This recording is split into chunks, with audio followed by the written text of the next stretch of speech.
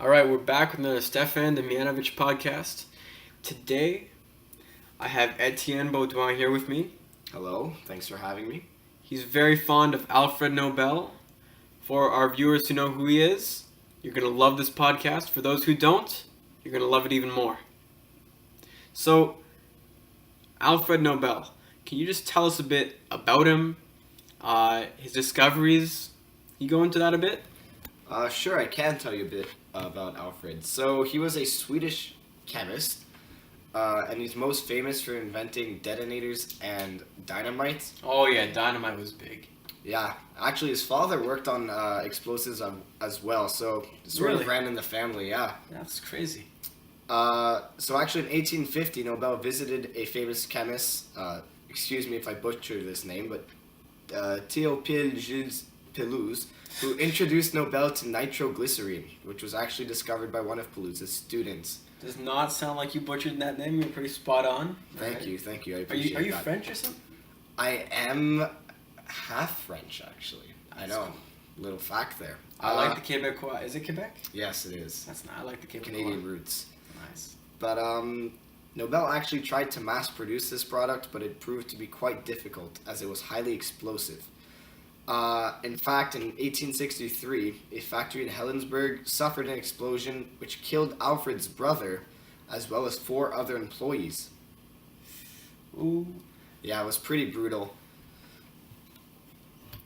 Now you mentioned that he created the detonator. Can you tell us a bit about that? You know, what was it used for? When was it made? Can you just go into some details? Yeah, for sure. So, detonators, also known as blasting caps, were used to detonate higher explosives. Alfred Nobel invented the first detonator, called the practical detonator, in 1863, but he later improved on this design in 1865 with the mercury blasting cap. So the first one was just like a prototype, or what was that? Essentially, he continued working on it for 2 years until he released the mercury blasting cap, which was made with mercury 2 fulminate, or its chemical formula, HgCnO2. And CnO2 is in brackets. So, the mercury blasting cap actually led to the invention of multiple other detonators, such as the electric detonator in the 1880s. We also got the half-second delay electric detonator in the 1900s, and we also got an electronic detonator, which is what is primarily used today. And those are all just based around Nobel's invention? They use similar design. The closest today to a mercury blasting cap worth of explosive power would be a number 4 detonator. So, as a result of the increase in dynamite, the blasting cap industry also had to experience a boom. People had to have a way of detonating the dynamite they've been buying. Speaking of dynamite, Alfred Nobel created that too. You know that, right? Yeah, I did. I've heard about that. Yeah, so I'll just go with the viewers, just explain dynamite because that was a revolutionary invention. That was amazing what that was able to do for humankind, science, technology, and society. But what was it about dynamite that made it so great? Oh my god, I can't even. Okay, well, let's just start with the fact that dynamite revolutionized how we made explosions.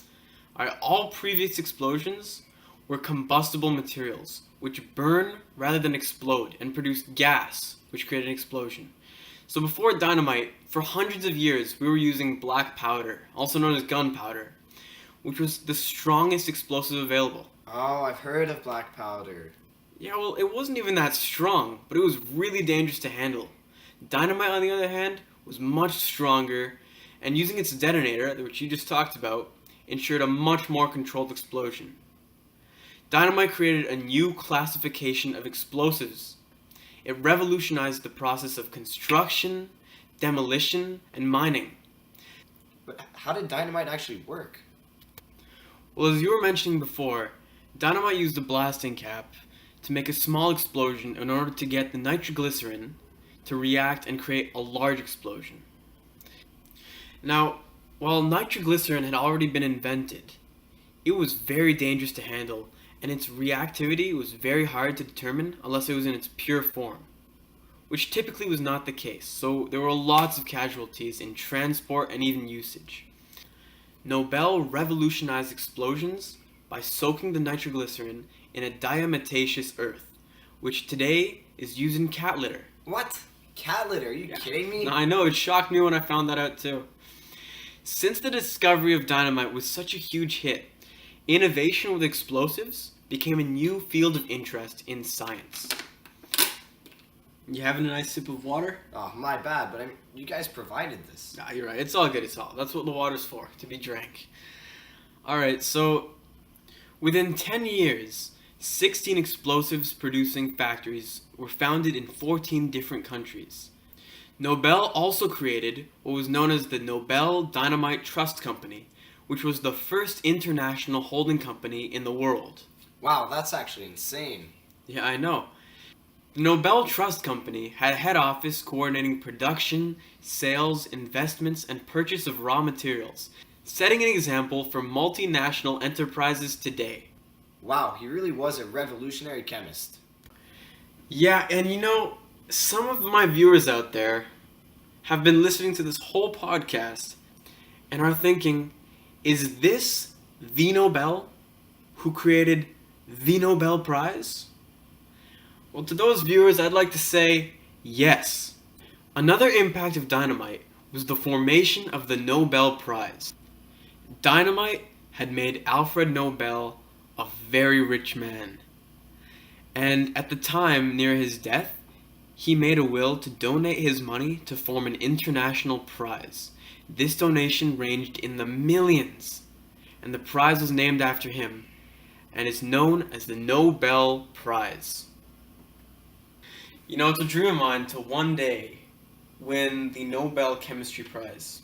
Hey, who knows? Maybe you'll discover a new element or something. I'm sure that'll do the trick.